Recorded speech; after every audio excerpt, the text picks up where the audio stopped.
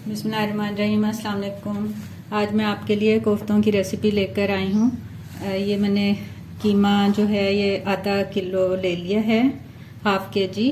ठीक है, इसमें जो चीज़ें डलेंगी वो ये भुने हुए चने, इनके ऊपर से मैंने छिलके उतार के तो इसको ग्राइंड कर लिया है।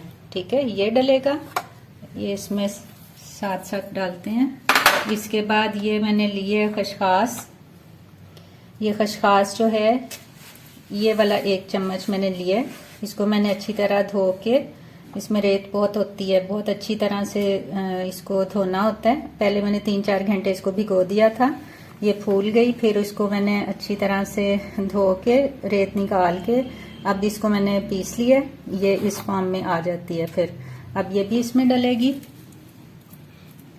ठीक है, और ये एक छोटा सा प्याज, उसका पेस्ट बना लिया है। अदरक तकरीबन 1 इंच का टुकड़ा, उसका पेस्ट बना लिया। और इसी तरह से ये लहसुन का पेस्ट भी बना लिया है, तो ये भी इसमें जाएगा।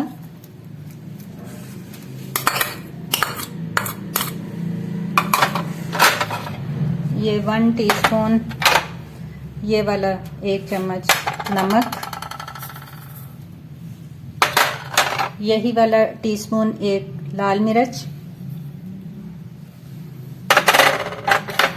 1 टीस्पून सूखा धनिया, ये 1 टीस्पून जो है उसका है जीरे का, अंदर 12-15 काली मिर्च और 1 मोटी इलायची के दाने। ठीक है, ये भी इसमें जाएगा। और ये टीस्पून का 1/4 हिस्सा हल्दी। अब इन सब चीज़ों को मिक्स करके तो मैं इसको पीस लूँगी।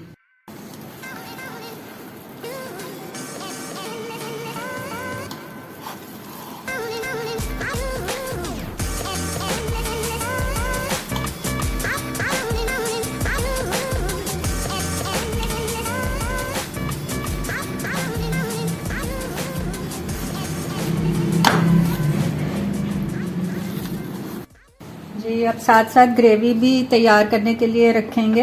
ये 2 मैंने बड़े साइज़ के प्याज लिए हैं, तो ये आधी से ज़्यादा जवा जो है लहसुन का ये छील लिए।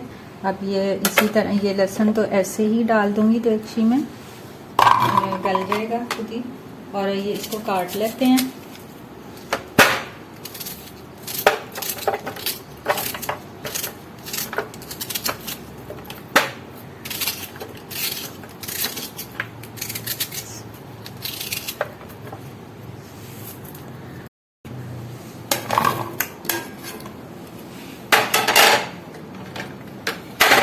एक चम्मच 1 टीस्पून नमक,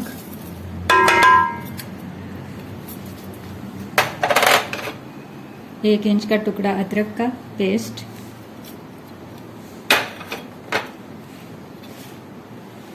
1 टीस्पून लाल मिर्च, 1 टीस्पून सूखा धनिया, हाफ टीस्पून हल्दी,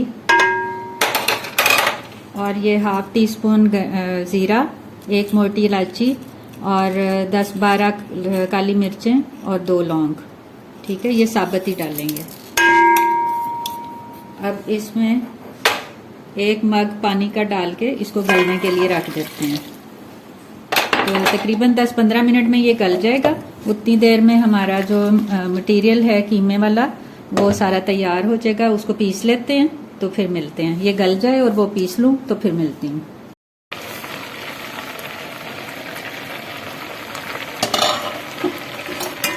हमारा ग्रेवी का मसाला तकरीबन गल चुका है। अब हम इसमें टमाटर डालेंगे। ये 1 टमाटर मैंने चॉप कर लिया।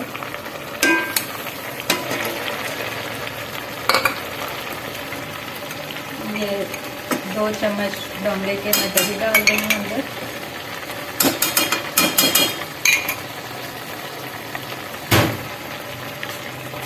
और साथ ही इसमें ऑयल भी डाल देते हैं। फिर ये पानी खुश्क हो जाएगा तो भून लेंगे इसको।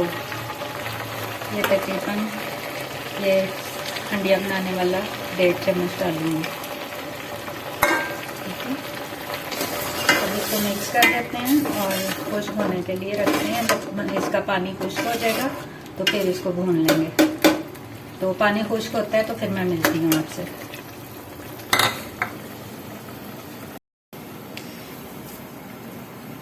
ये कीमा जिसमें सब कुछ डाल के मटेरियल तैयार किया था कीमे वाला कोफ्ते के लिए, तो ये अब हमारा पिस चुका है। अब इसके मैं इस तरह छोटे छोटे बॉल बना लूँगी। और इधर हमने ऑयल भी गरम करने के लिए रख दिया है। ये ऑयल भी साथ साथ गरम हो रहा है। तो ये मैं पूरे बना के इसके कोफ्ते, इसको ये वाली बॉल वाली शेप दे के तो फिर आपसे मिलती हूँ, फिर फ्राई करते हैं।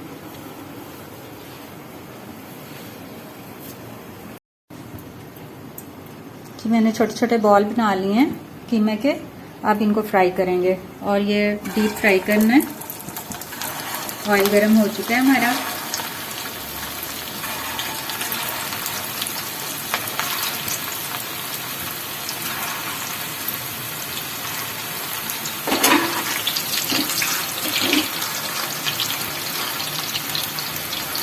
ये गोल्डन ब्राउन होने तक हमने इनको फ्राई करना है और दरमियानी आंच पे, आंच फुल नहीं करनी वरना ये ऊपर से जल जाएंगे और अंदर से बिल्कुल कच्चे रहेंगे। ठीक है,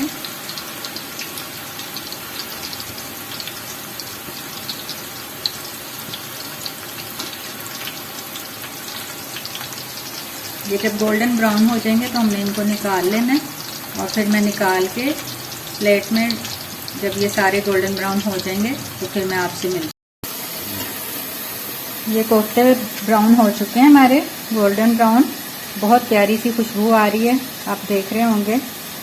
अब इस हमारा ये जो ग्रेवी के लिए मसाला रखा था वो भी तैयार हो गया है। ये देखें, इसने भी ऑयल छोड़ दिए। अब इसमें हम कोफ्ते डाल के तो इसको थोड़ी देर भूनेंगे, 5-7 मिनट।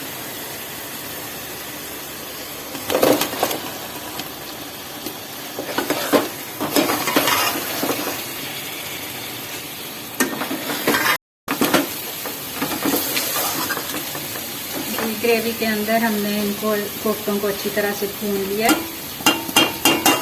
तो अब हम इसमें थोड़ा सा पानी डालेंगे।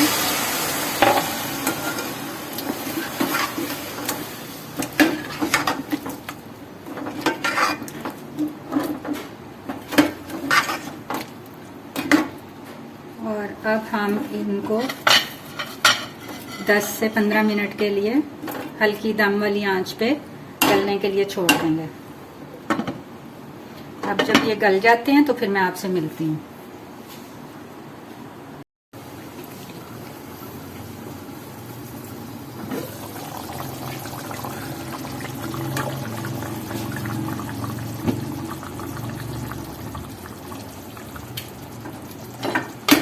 ये कोफ्ते हमारे गल चुके हैं।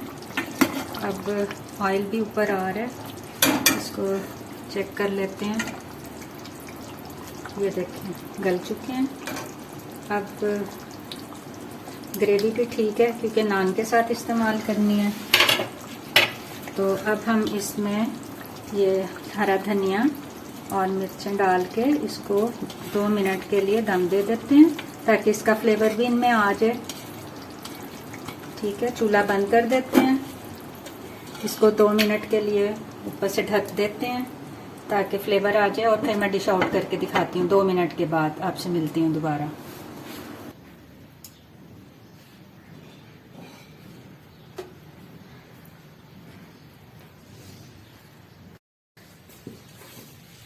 ये अब हमारे कोफ्ते रेडी हैं, सर्विंग के लिए तैयार हैं।